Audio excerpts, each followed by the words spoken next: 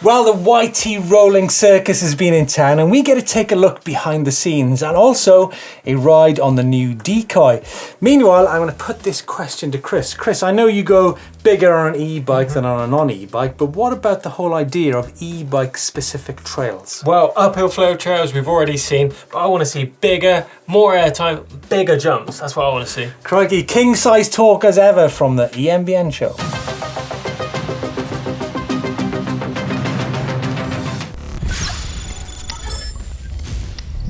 Now, if we're talking e-bike specific trails, Chris, there's loads of factors to take into account here. There's the gradient, there's the shape of the trail, there's the surface conditions, there's the rider technique, there's tyre choice. There's so many things to think about. And I want to focus first of all on UK trail centres. Now, they were built around about 20 years ago and they were actually designed to prevent erosion of the mountains. So they were like built so they contoured the ground. Right. And in a way, a lot of those places now have become a little bit, lacking maintenance. So those smooth surfaces are now turned into rough surfaces, which are actually quite slow. Not all of them, granted. But we've also talked about uphill flow trails for e-bikes in the last 6 months. So if there's uphill flow trails, so surely there's got to be a downhill flow trail, right? Yeah, I think if you make those trails with all the right sort of designs, pump bumps, rollers, things like that. Yeah, because I've seen you hit these massive jumps, and you've often talked about how an e-bike can go further over the jumps. What's the practicalities of building an e-bike specific downhill trail with jumps in it?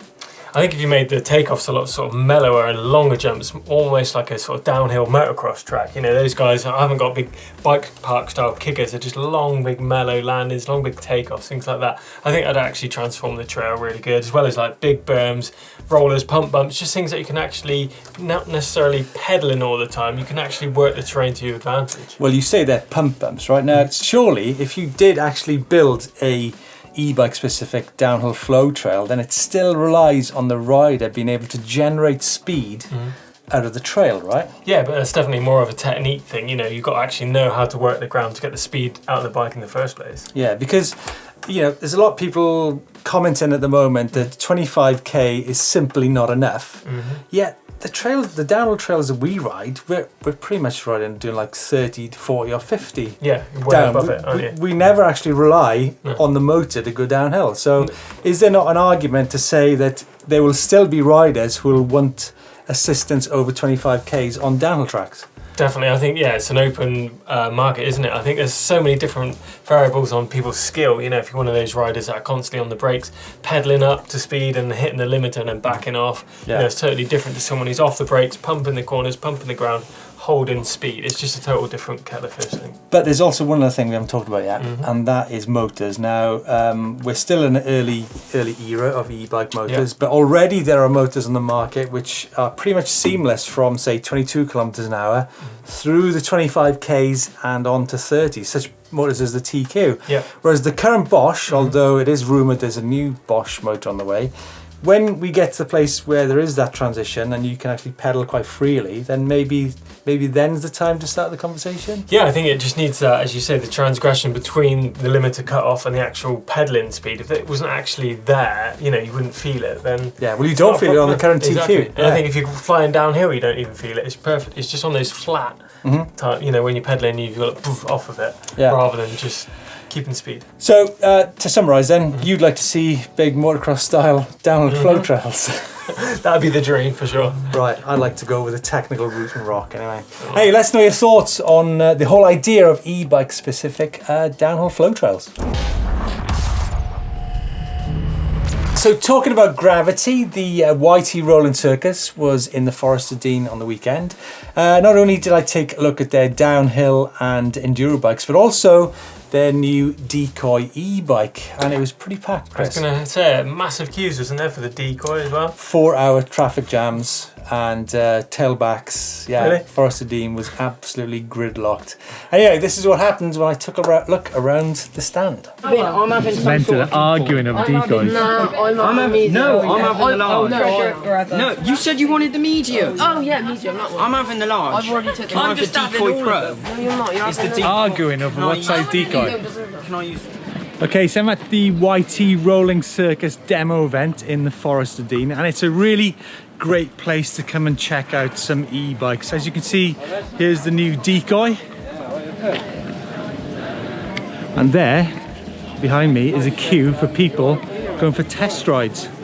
How do I sign up here for a ride on a Decoy? Oh, you just got to get in the long queue, Steve, for a Decoy. So what size, how do I know what size to go for? So we've got the size chart here, and yeah, if you tell me your height, I can tell you what size you should be riding. Okay. Now, do I need to book in for this demo event, or do I have to just turn up on the day? Unfortunately, it's just first come, first serve, so you better get in the queue, Steve. And what's the queues been like? Mental. People have been waiting 4 hours for the Decoy. They're crazy. Yeah.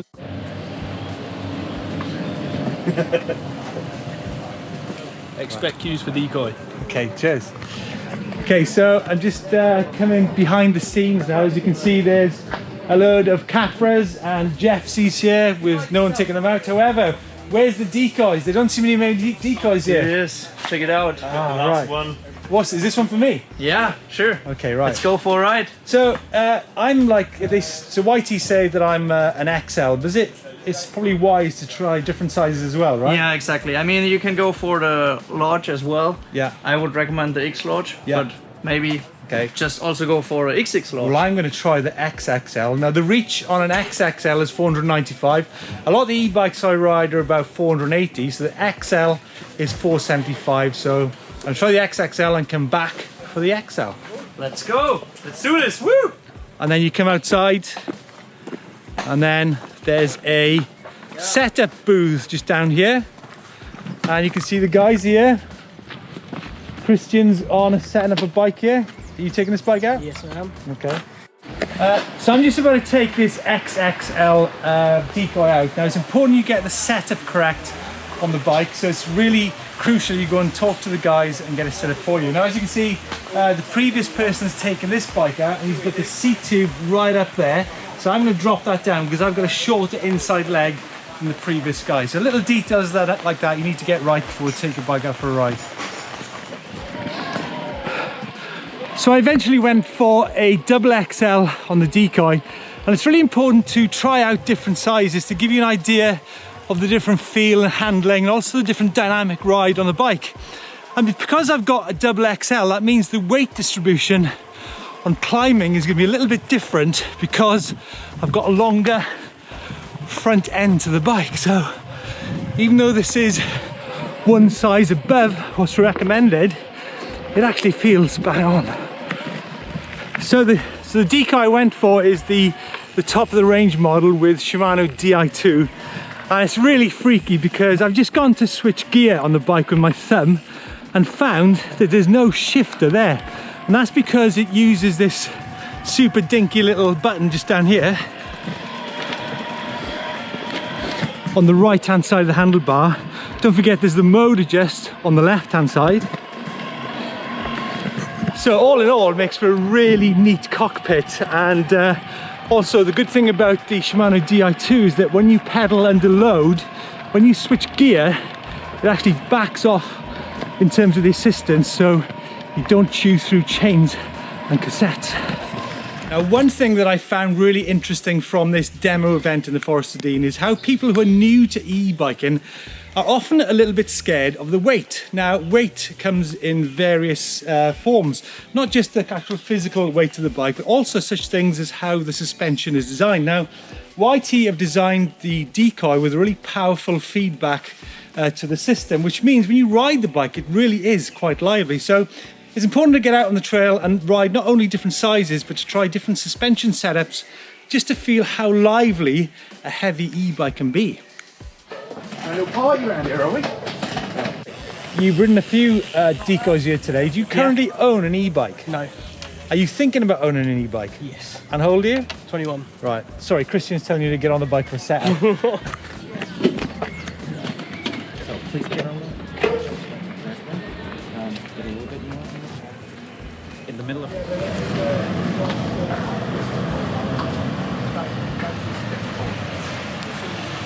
Now, one thing I've noticed at the Decoy stand is this.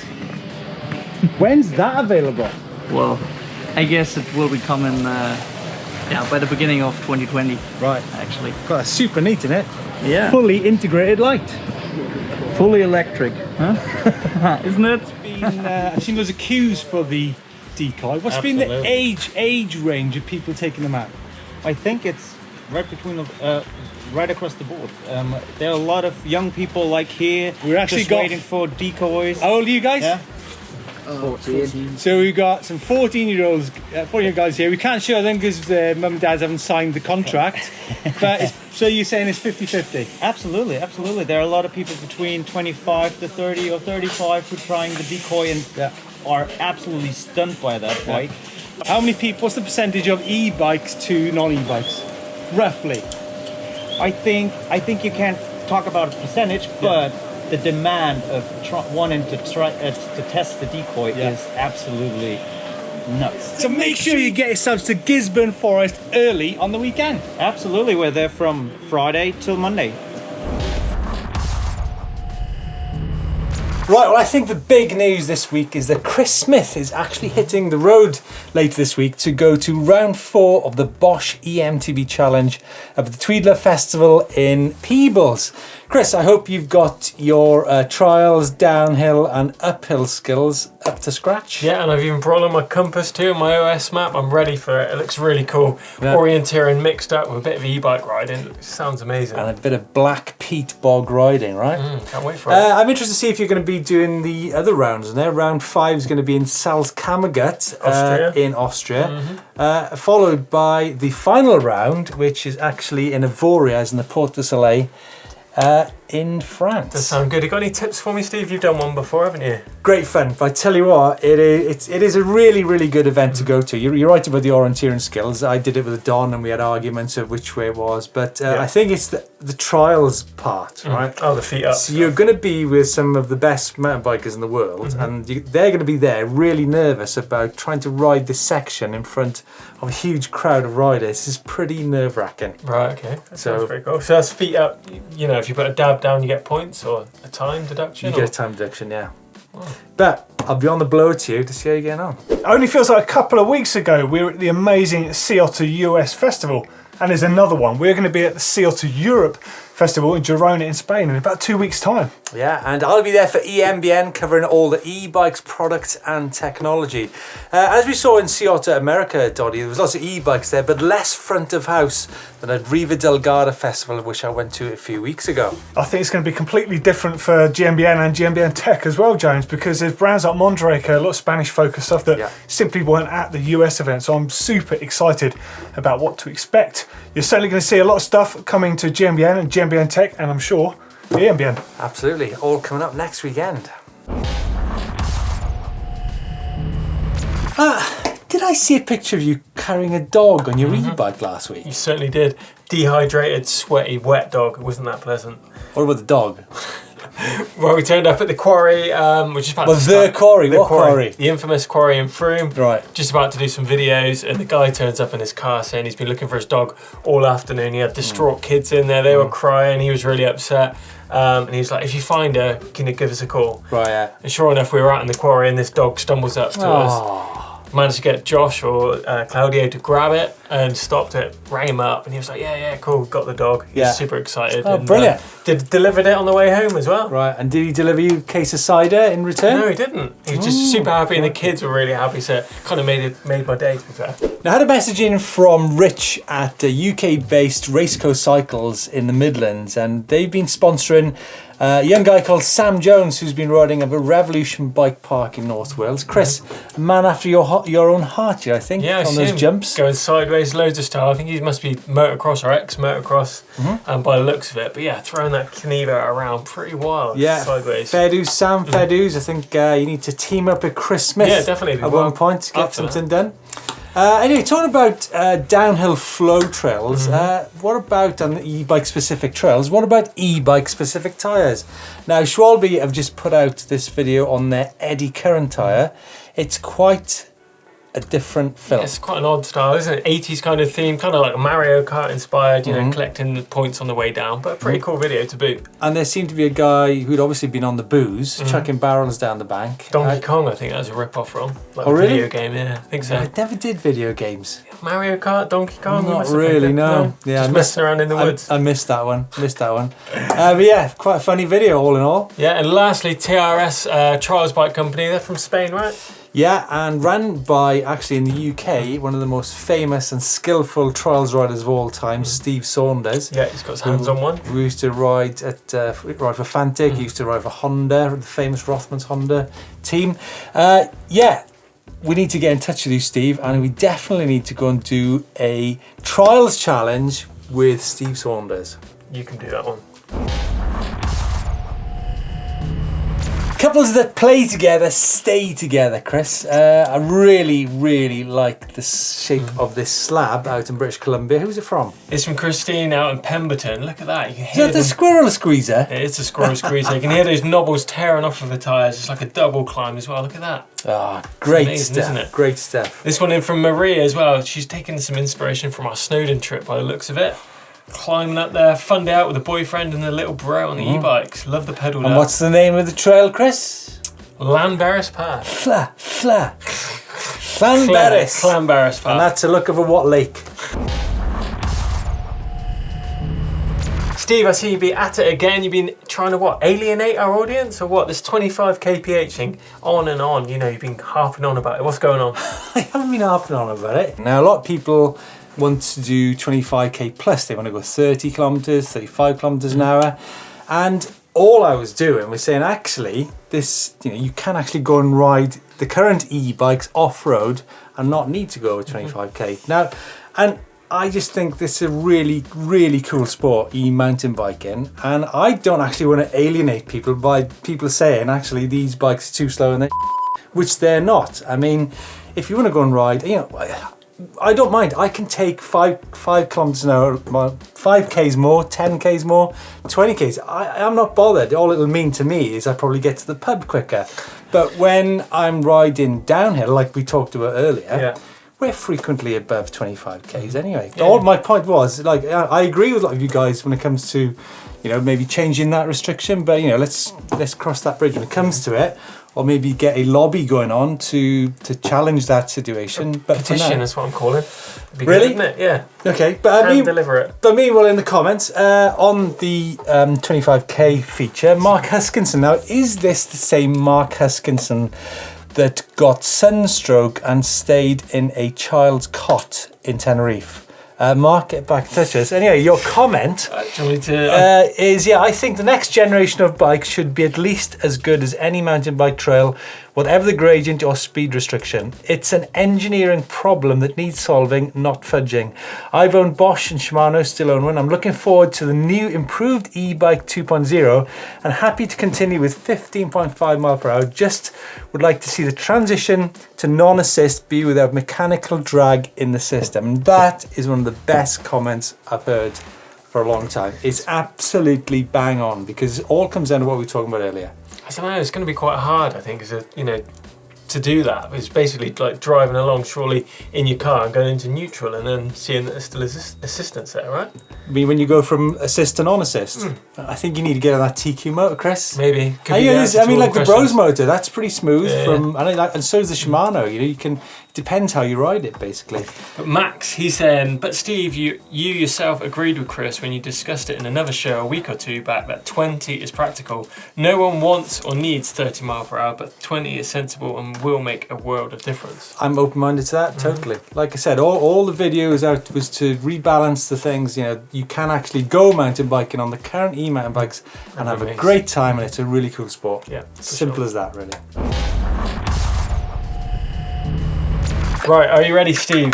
We're heading off to Lanzarote as our first stop. Do you know what country that's in, Christopher?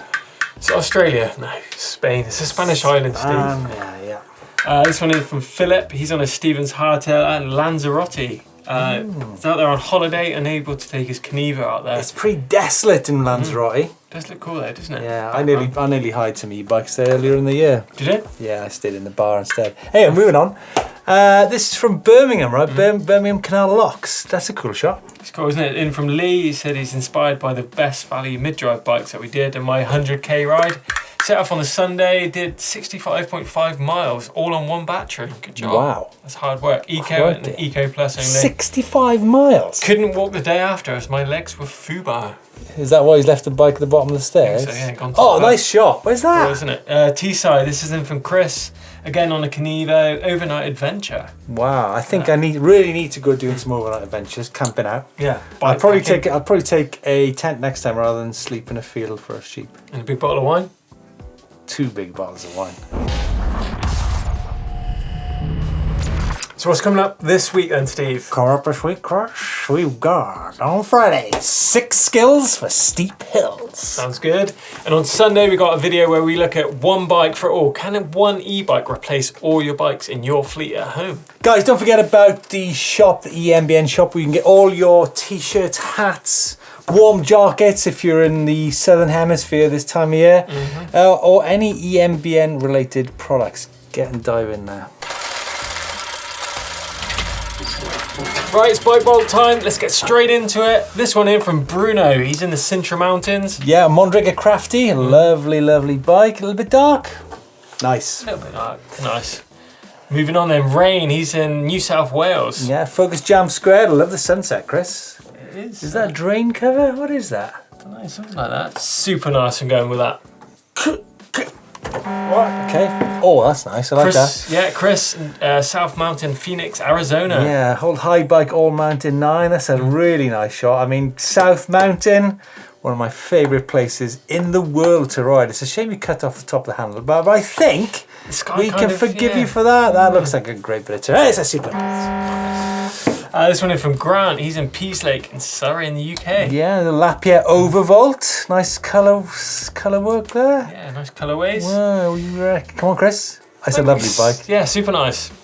This one is from Dave. He's at the foot of the Captain Cook's Monument in Kildale, North Yorkshire Moors. Really? That looks more like, crikey, that Pivot Phoenix. I mean, it's great, isn't it? Look at it. Look at that. Pivot Shuttle, isn't it? Sorry, Pivot Shuttle. Yeah. Bernard Kerr doesn't have to put that to work, does he? He does, doesn't he? Anyway, I like the fact there's a blue frame and the blue sky is really nice. Sky. Maybe a little bit too much The processing, yellow gorse in but the you back. know, super nice. Oh, it's a brace. Connor, Haruku Trail, New Zealand. Crikey, Harrow Shift Plus and a Live Intrigue. What was that said earlier? Couples that play together stay together. So what are you thinking? Come on, it's easy. Super nice. Thanks, guys. Nice shot. And another. Oh, it's on Ford. Oh my God! Look at that. Barry's in Basildon in Essex. Oh, Nice, a proper his and hers. Oh no, it's his daughter's bike actually. Oh, look at that. Really? Oh, that's brilliant, isn't it? That's absolutely brilliant. What a beautiful tractor and trailer. Super nice as well. well. Oh, crap, I didn't see the e-bikes. Oh, sorry. Yeah, that's beautiful. Super nice. Super nice. This one in from Elvind. He's in Tromsø in Norway. Tromsø, that's north. That's quite far north, that is. It's super nice. Wow, giving away the super nices. This last one in is from Christopher. He's in Gallava in Sweden.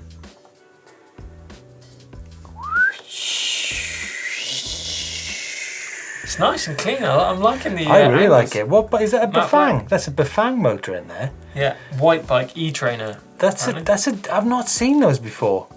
That's definitely Bafang motor, right, Chris? I'm gonna give it super nice. I like it. Nice and sleek. That's it for this week's Bike Vault. Don't forget to send all your bikes into us with the upload service. Details are on screen now. Love seeing all your bikes on the Bike Vault. Next week, it could be you with a super nice or a nice. Keep in focus. And that is it. Please let us know your thoughts on whether you think there should be e-bike specific downhill flow trails. Don't forget, if you want to subscribe to EMBN, smash the globe in the middle of the screen. But if you want to stick around for a little bit longer, we got 25 kph. Isn't too slow video up here. And also Chris's trail obstacles, how to get over barbed wire fences without tearing your off. Drop us some comments in the box below, give us a thumbs up if you've enjoyed it, and we'll see you next week.